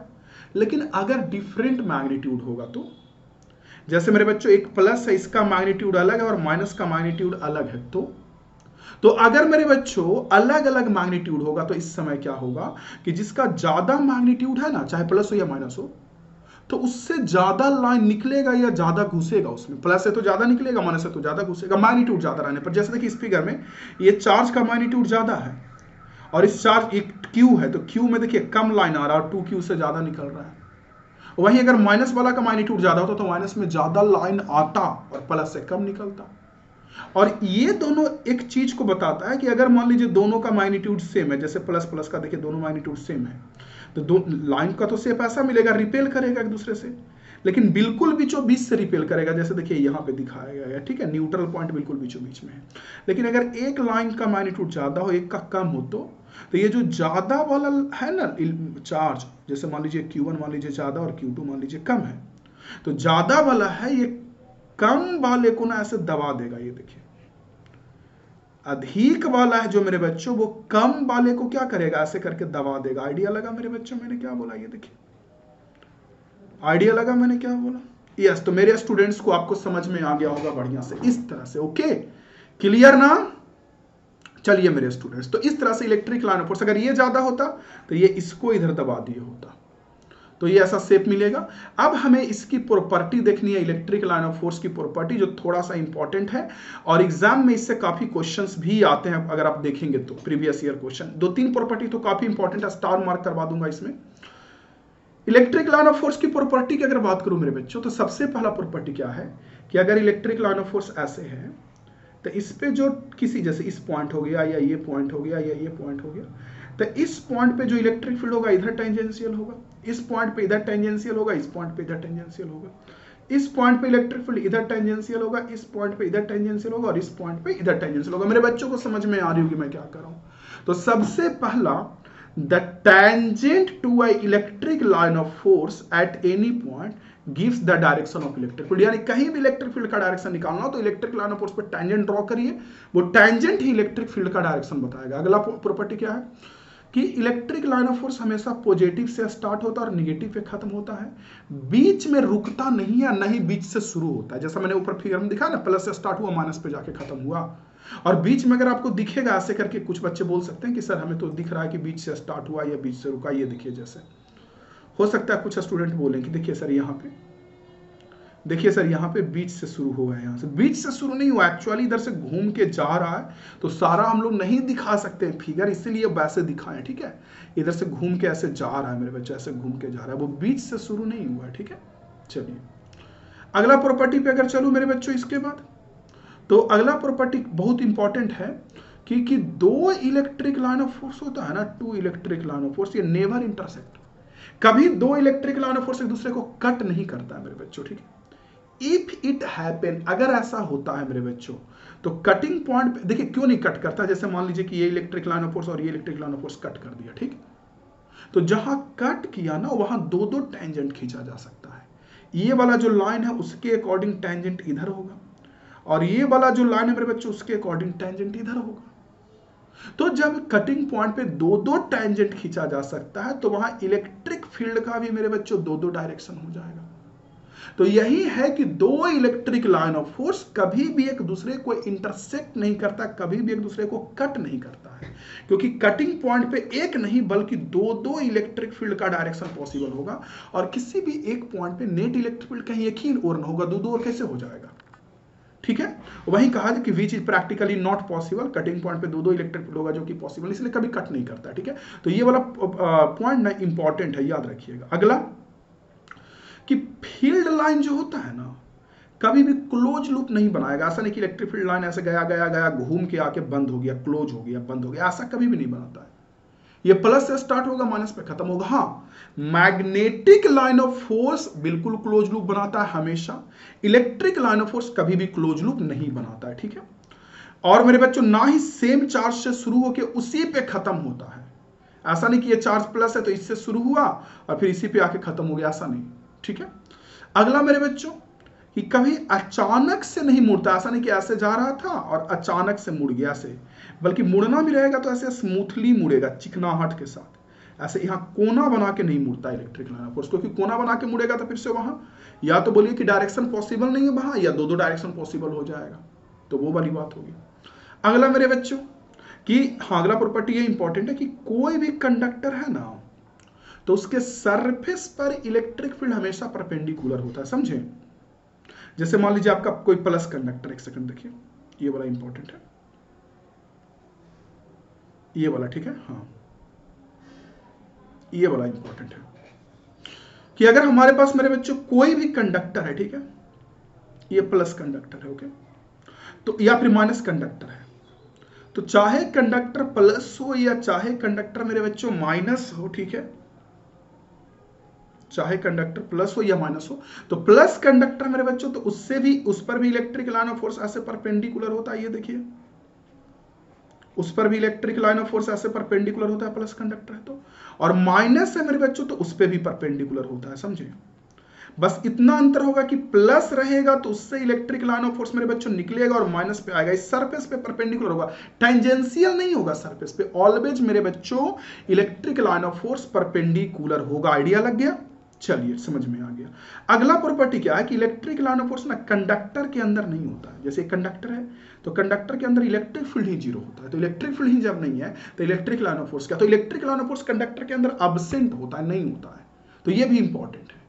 इसलिए कहा जाता है ना कि जब बिजली उजली कड़के तो आप ना कार के अंदर घुस जाओ, क्योंकि कार के अंदर घुस जाइएगा मेरे बच्चों तो वहां क्या होगा कि कंडक्टर के अंदर में इलेक्ट्रिक फील्ड जीरो होता है, तो बिजली का आश्रय नहीं आएगा, समझे। जैसे कहा जाता है ना कि अगर आप रोड पर से गुजर रहे हैं तो थोड़ा सा नजर झुका के चलिए, क्योंकि ना तो मेरे बच्चों जाएगा चांद जैसा मुखड़ा पे नजर और न ही दिमाग भटकेगा। तो वही चीज यहां भी होता है मेरे बच्चों कि कंडक्टर के अंदर में इलेक्ट्रिक फील्ड जीरो होता है, इसलिए बिजली उजली कड़कता है तो कहा जाता है कि गाड़ी वगैरह के अंदर घुस जाइए, बैठ जाइए। अगला है कि electric field line directly proportional to density. जैसे मान लीजिए मेरे बच्चों कि कहीं पे इलेक्ट्रिक फील्ड लाइन का डेंसिटी ऐसा है, ठीक, और दो पॉइंट लेते हैं, एक पॉइंट एम और एक पॉइंट एन। तो एम पर इलेक्ट्रिक फील्ड अधिक होगा और एन पर कम होगा। क्यों? क्योंकि एम पर ना लाइन ज्यादा गढ़ा है, लाइन मतलब लाइन का गढ़ापन जो है, डेंसिटी, वो वहां पे इलेक्ट्रिक फील्ड के मजबूती को यानी इंटेंसिटी को भी बताता है। जहां पे ज्यादा इंटेंसिटी रहेगा वहां पे लाइन गढ़ा रहेगा, जहां कम रहेगा वहां कम गढ़ा रहेगा, ठीक है। और सबसे लास्ट की इलेक्ट्रिक लाइन ऑफ फोर्स हमेशा हाई पोटेंशियल से लो पोटेंशियल जाता है। जैसे मान लीजिए इलेक्ट्रिक लाइन ऑफ फोर्स ऐसे जा रहा है, देख लीजिए इधर से इधर, तो यहाँ का पोटेंशियल ज्यादा होगा, यहाँ का थोड़ा कम होगा, यहाँ और कम होगा, यहाँ और कम होगा, यहाँ और कम होगा, क्योंकि इधर जा रहा है। तो हाई पोटेंशियल से लो पोटेंशियल की ओर जाता है, ओके। तो ये प्रॉपर्टी हो गया। अब इसके बाद हमें देखना है मेरे बच्चों गॉस थ्योरम और इलेक्ट्रिक फ्लक्स, जो कि काफी इंपॉर्टेंट है। तो हम लोग उस टॉपिक को भी जल्दी से देख लेते हैं क्या, तो उस टॉपिक को भी जल्दी से देखते हैं, इलेक्ट्रिक फ्लक्स और गॉस थ्योरम, तो मजा आ जाएगा हम लोगों को। एक सेकंड, इलेक्ट्रिक फ्लक्स पढ़ने से पहले मेरे स्टूडेंट्स दो टॉपिक एरिया वेक्टर और सॉलिड एंगल को समझना बहुत जरूरी है। देखिए क्या होता है, एरिया वेक्टर क्या होता है। जैसे मान लीजिए हमारे पास कोई भी एरिया है, कोई भी सरफेस है, तो कोई भी सरफेस से ना एसोसिएटेड, जुड़ा हुआ एक वेक्टर हम लोग बताते हैं फ्लक्स को कैलकुलेशन के लिए, उसको बोलते हैं एरिया वेक्टर। होता क्या है कि जैसे ही मैंने एरिया वेक्टर बोला तो वेक्टर सुन के दिमाग में मैग्नीट्यूड डायरेक्शन दोनों आया होगा, मैग्नीट्यूड भी आया होगा, डायरेक्शन भी आया होगा। तो एरिया वेक्टर का जो मैग्नीट्यूड, जैसे मान लीजिए ये एरिया है, इसका हमको एरिया वेक्टर पता करना है, तो इसका जो मैग्नीट्यूड होगा इस एरिया के बराबर। ये जो एरिया है अंदर में, जो सरफेस के अंदर एरिया है, जैसे रेक्टेंगल है तो एरिया होगा L इंटू बी।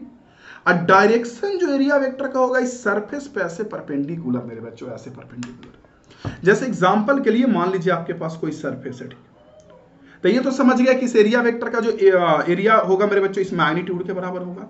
डायरेक्शन जो होगा ना वो इस सरफेस पे एरिया वेक्टर पे ऐसे परपेंडिकुलर होगा, ये देखिए। तो बोल सकते हैं कि it is the vector associated with the surface area which magnitude is equal to surface area, ठीक है, जिसका मैग्नीट्यूड मेरे बच्चों सरफेस एरिया के बराबर होगा। डायरेक्शन जो होगा ना उस सरफेस पे परपेंडिकुलर होगा हमेशा, तो याद रखिएगा एरिया वेक्टर। और अगला होता है सॉलिड एंगल।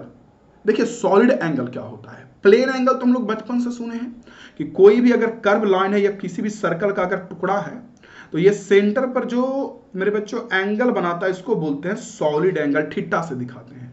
और यही पता होगा कि थीटा की वैल्यू एल बाई आर के बराबर होती है, ठीक है। तो कोई भी कर्व लाइन जो एंगल बनाता है उसको बोलते हैं प्लेन एंगल, ठीक है। सॉलिड एंगल क्या होता है ना, वहां कर्व लाइन नहीं होता, वहां स्फीयर का कोई टुकड़ा, मान लीजिए ऐसे स्फीयर है, इसका कोई टुकड़ा है, ठीक है। तो ये इस पॉइंट पर जो इंक्लिनेशन उत्पन्न करेगा ऐसे तराजू के जैसा, ऐसे ऐसे ऐसे, जैसे मान लीजिए यहाँ कोई स्फीयर है तो उसके हर एक पॉइंट को ऐसे पकड़ पकड़ के मिला दिए बाउंड्री से, तो इस तरह से देखिए नजदीक करेंगे तो बड़ा होगा, दूर करेंगे तो कम होगा। तो ये जो अंदर में जो ऐसे जो उत्पन्न हो रहा है ना इस तरह से एंगल, इस तरह से इस तरह से इस तरह से, इसको बोलते हैं सॉलिड एंगल। और इसकी value area by R square होता है मेरे बच्चों, ठीक है। तो कोई भी सॉलिड सरफेस देख सकते हैं, it is the angle made by solid sphere at a point, ठीक है। और इसका value area by R square होता है, ठीक है। और इसका यूनिट अस्टेरेडियन होता है। सॉलिड एंगल का अस्टेरेडियन, सिंपल जो एंगल होता है प्लेन एंगल उसका रेडियन, प्लेन एंगल का रेडियन सुने होंगे और सॉलिड एंगल का अस्टेरेडियन होता है, ठीक है, अस्टेरेडियन। हालांकि ऐसे तो दोनों में से किसी का भी यूनिट नहीं होता है, क्योंकि देखिए लेंथ बाई आर होता है L by R, theta equal to, तो एल का यूनिट मीटर और रेडियस का भी मीटर, मीटर मीटर कट के ये यूनिट लेस क्वांटिटी होगा। और वैसे ही अगर सॉलिड एंगल की बात करूं तो एरिया का मीटर स्क्वायर, नीचे में रेडियस का स्क्वायर है तो वो भी मीटर स्क्वायर कट के वो भी यूनिट लेस होगा, बट फिर भी इसको यूनिट दिया जाता है, इसको रेडियन और इसको अस्टेरेडियन, ठीक है। और एक चीज और कि कोई भी अगर सॉलिड स्फीयर है ना, स्फीयर, तो वो जो सेंटर पे सॉलिड, देखिए प्लेन एंगल बनाता है 2 पाई का, सेंटर पे 360 डिग्री बनाता है, 360 डिग्री 2 पाई, लेकिन अगर सॉलिड एंगल की बात करूं मेरे बच्चों तो वो 4 पाई का बनाता है। जैसे ये हमारे पास कोई स्फीयर है, ठीक, तो ये स्फीयर के अगर सेंटर पे एंगल की बात करूं तो ये 4 पाई का बनाएगा, हमेशा मेरे बच्चों ये 4 पाई का एंगल बनाएगा, ऑलवेज ऑलवेज ऑलवेज। कैसे? ऐसे भी देखिए एरिया बाई आर स्क्वायर होता है, एरिया की वैल्यू होती है 4 पाई आर स्क्वायर, और नीचे में आर स्क्वायर से आर स्क्वायर कट जाएगा, किसके बराबर होगा? 4 पाई के बराबर। आइडिया लगा? तो कोई भी स्फीयर सेंटर पर जो सॉलिड एंगल बनाएगा वो 4 पाई का बनाएगा, ठीक है। और अगला टॉपिक इतना सीखने के बाद अब हम लोग आते हैं इलेक्ट्रिक फ्लक्स में। क्या है इलेक्ट्रिक फ्लक्स? देखिए इलेक्ट्रिक फ्लक्स जब भी पढ़ाता हूं तो एक बात मैं बच्चों को बोलता हूं कि जैसे कोई भी पॉइंट चार्ज है Q, तो उसके कारण r डिस्टेंस पे इलेक्ट्रिक फील्ड निकालना होता है तो किसी पॉइंट पे निकालते हैं KQ/r², किसी पॉइंट पर। लेकिन इलेक्ट्रिक फ्लक्स किसी पॉइंट पे नहीं निकलता, तो वो निकलता है कि अगर हमारे पास कोई भी सरफेस एरिया है, कोई भी सरफेस एरिया, जैसे ये एरिया है, ठीक है, तो इस एरिया से परपेंडिकुलर में, ये देखिए एरिया, इससे हमारे बच्चों perpendicular perpendicular perpendicular perpendicular perpendicular perpendicular perpendicular, तो इस एरिया से मेरे बच्चों परपेंडिकुलर में जितना भी इलेक्ट्रिक लाइन ऑफ फोर्स का नंबर पास करेगा, जितना भी नंबर, उसी को हम लोग इलेक्ट्रिक फ्लक्स बोलेंगे। जैसे एरिया है और इससे फ्लक्स निकालना था, इससे परपेंडिकुलर में जितना भी इलेक्ट्रिक लाइन ऑफ फोर्स का नंबर पास कर रहा है उस नंबर को फ्लक्स बोलते हैं हमेशा। और इसको मेजर कैसे करते हैं, नापते कैसे हैं, कैलकुलेट कैसे करते हैं? क्योंकि जरूरी नहीं है मेरे बच्चों कि हर बार number of electric line of force perpendicular ही पास करेगा। अब परपेंडिकुलर जो नंबर है उसको तो हम लोग बोल देंगे इलेक्ट्रिक फ्लक्स, लेकिन काउंट कैसे करेंगे? तो उसके लिए क्या होता है कि अगर मान लीजिए इलेक्ट्रिक फील्ड ऐसे कहीं तिरछे पास कर रहा है एग्जांपल के लिए, और एरिया वेक्टर ऐसे परपेंडिकुलर, दोनों के बीच का एंगल थीटा है। सुनिए, इलेक्ट्रिक फील्ड और एरिया वेक्टर के बीच का एंगल थीटा है, तब इलेक्ट्रिक फ्लक्स निकालना हो तो E डॉट ए के बराबर होता है, ठीक है। इलेक्ट्रिक फील्ड और एरिया वेक्टर के डॉट प्रोडक्ट से फ्लक्स निकलता है। आइडिया लगा मेरे बच्चों को? फिर से मैं रिपीट कर रहा हूं आप लोगों को मेरे बच्चों कि कभी भी जब इलेक्ट्रिक फ्लक्स कैलकुलेट करना हो तो इलेक्ट्रिक फील्ड और एरिया वेक्टर का dot product E dot A यानी EA cos थीटा से निकालते हैं। फिर से मैं बोल रहा हूं कि इलेक्ट्रिक फील्ड और एरिया वेक्टर का डॉट प्रोडक्ट, ना कि एरिया का। इसलिए ना, क्योंकि जब बच्चे क्वेश्चन बनाते हो और थीटा यूज करना होता है तो कभी कभी क्वेश्चन में इलेक्ट्रिक फील्ड का ना सरफेस के साथ कुछ एंगल दे दिया रहेगा और बच्चा वही यूज कर लेता है, जैसे सरफेस के साथ अगर एंगल 30 दिया तो बच्चा 30 यूज कर लेता है क्वेश्चन में थीटा, जबकि गलत है, क्योंकि आपको तो एरिया वेक्टर के साथ एंगल निकालना है ना, और एरिया वेक्टर सरफेस पे परपेंडिकुलर होता है, तो इधर से 30 तो ये एंगल 60 हो जाएगा। तो electric flux E dot A होता है और ई ए कॉस थीटा के बराबर होता है। और अगर मान लीजिए इलेक्ट्रिक फील्ड वैरी कर रहा है किसी पॉइंट पे, बदल रहा है हर जगह पे, और वहां पे फ्लक्स निकालना हो, तो वहां क्या करिएगा आप सबसे पहले कि छोटा सा एरिया डी ए, इससे फ्लक्स निकाल के इंटीग्रेट कर देंगे, ठीक है। जैसे इलेक्ट्रिक फील्ड ई है, छोटा सा एरिया डी ए है, तो ई डॉट डी ए करके फ्लक्स निकाल के उसको क्या करेंगे, इंटीग्रेट कर देंगे। दिख रहा है आप लोग को, आइडिया लगा? ओके। तो ये, और अगर आगे बात करूं मेरे बच्चों, तो इलेक्ट्रिक फ्लक्स एक स्केलर क्वांटिटी होता है। क्यों? दो तरह से समझिए। क्योंकि इलेक्ट्रिक फ्लक्स स्केलर इसलिए होता है क्योंकि एक तो पहले नंबर ऑफ लाइन होता है कि कितना परपेंडिकुलर में पास कर, और नंबर एक स्केलर क्वांटिटी, या दूसरा कि ये डॉट प्रोडक्ट से निकलता है, और डॉट से रिजल्ट हमारा स्केलर निकलता है, तो ये भी हम लोग देख सकते हैं, तो स्केलर होता है। और इसका यूनिट या तो वोल्ट मीटर बोलिए या न्यूटन मीटर स्क्वायर पर कूलम बोलिए, क्योंकि इलेक्ट्रिक फील्ड का होता है न्यूटन पर कूलम और एरिया का मीटर स्क्वायर, तो न्यूटन मीटर स्क्वायर पर कूलम भी बोल सकते हैं इसे। या फिर मेरे बच्चों वोल्ट मीटर कैसे बोलेंगे? देखिए इलेक्ट्रिक फील्ड का होता है वोल्ट पर मीटर, एरिया का मीटर स्क्वायर, तो 1 मीटर से 1 मीटर कट गया, तो यहां भी वोल्ट मीटर आ जाएगा। देख लीजिए, क्लियर मेरे बच्चों? तो ये मेरे स्टूडेंट्स को समझ में आ गया अच्छे से, बढ़िया से। ओके, ठीक है। तो चलिए मेरे स्टूडेंट्स, ये चीजें क्लियर हो गई बढ़िया से कि इलेक्ट्रिक फ्लक्स किसी सरफेस से अगर जुड़ा निकालेंगे तो देखिए यहाँ पे electric flux associated with any surface is defined as the number of electric line of force perpendicular में जो पास कर रहा है, और इसको जो मेजर करते हैं वो मेजर करते हैं डॉट प्रोडक्ट इलेक्ट्रिक फील्ड और एरिया वेक्टर का, ठीक है। अब इसके बाद चलते हैं मेरे भाई किसमें, तो गॉस थ्योरम, और उसके एप्लीकेशन में इंपॉर्टेंट है, ध्यान से सुनिएगा। देखिए गॉस थ्योरम जब भी पढ़ाता हूं तो मैं बच्चों को एक बात बोलता हूं कि गॉस थ्योरम में दो बात दिमाग में डालिए। पहला कि गॉस थ्योरम अप्लाई होता है क्लोज सरफेस के लिए जो चारों ओर से बंद हो, जैसे स्फेयर, जैसे क्यूब, क्यूबाइड, ये चारों ओर से बंद होता है। और दूसरा मैं क्या बोलता हूं, तो दूसरा ये बोलता हूं मेरे बच्चों कि गॉस थ्योरम का ना एप्लीकेशन करते हैं इलेक्ट्रिक फ्लक्स की वैल्यू निकालने के लिए। जैसे अगर मान लीजिए हमारे पास कोई भी क्लोज सरफेस चारों ओर से, ठीक है, और इसके अंदर यहाँ पे कोई चार्ज Q1 है, यहाँ पे कोई चार्ज Q2 और बाहर में कोई Q3 है, सरफेस के अंदर Q1 Q2, बाहर में कोई Q3 है, तो गॉस थ्योरम ये कहता है कि सरफेस से जो फ्लक्स पास करेगा, क्योंकि ऑब्वियस सी बात अंदर में चार्ज है तो इससे फील्ड लाइन निकलेगा या अंदर आएगा, जो भी होना रहेगा वो होगा, ठीक।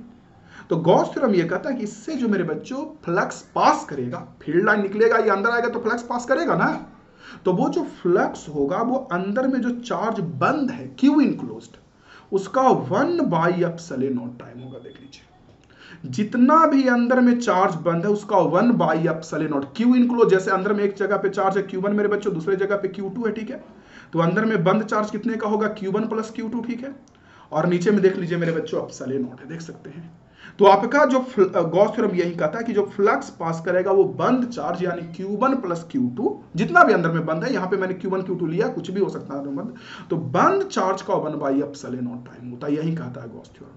और फ्लक्स को अभी हम लोग पढ़े कि E डॉट DA का इंटीग्रेशन भी कर सकते हैं जब इलेक्ट्रिक फील्ड वेरिएबल हो, तो गॉस थ्योरम को ऐसे भी लिख सकते हैं, ठीक है, E डॉट DA का integration equal to Q1 plus Q2/ε0, ये देख लीजिए।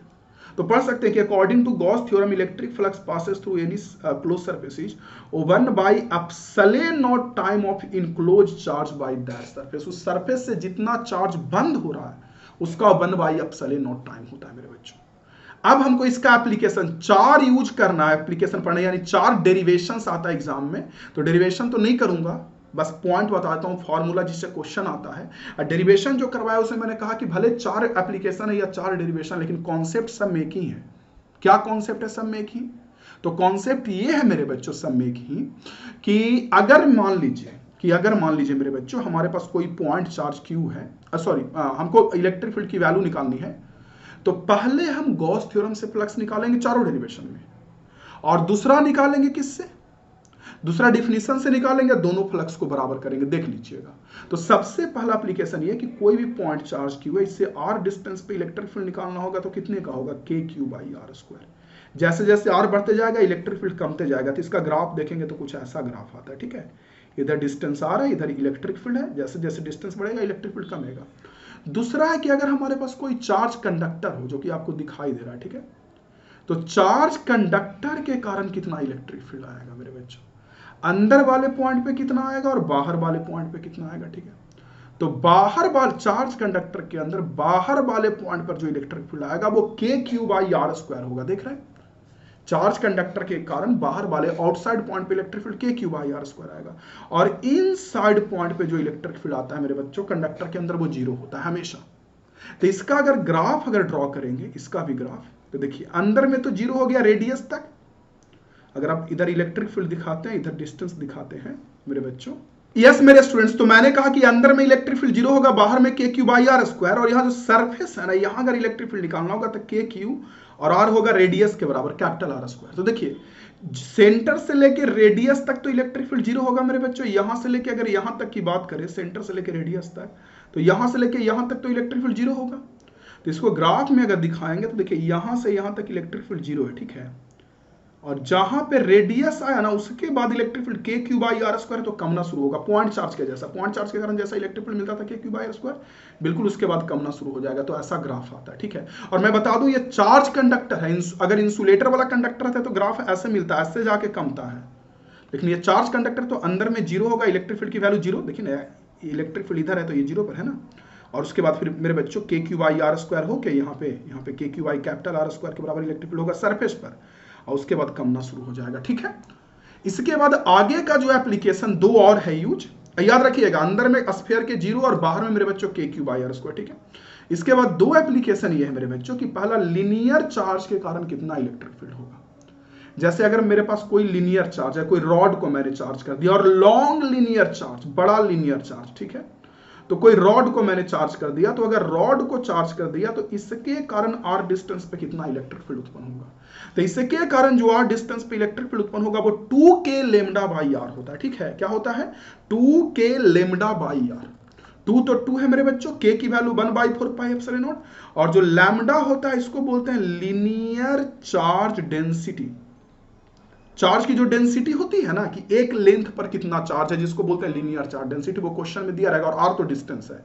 तो इसके कारण जो इलेक्ट्रिक फील्ड आता है 2k⁻r। और कमाल देखिए, पॉइंट चार्ज के कारण k⁻r² था, यानी इलेक्ट्रिक फील्ड r² का इनवर्सली प्रोपोर्शनल था, ठीक है।